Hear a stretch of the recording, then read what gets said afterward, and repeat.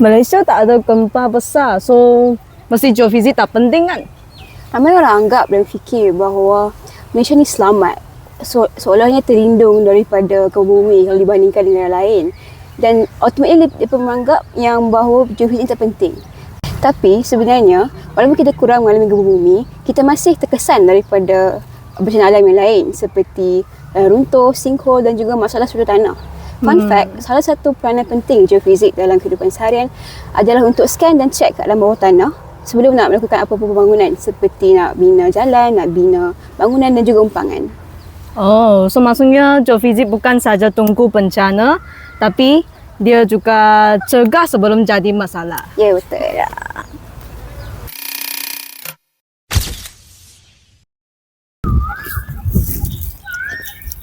Nak cari air bawah tanah? Boleh agak je ke?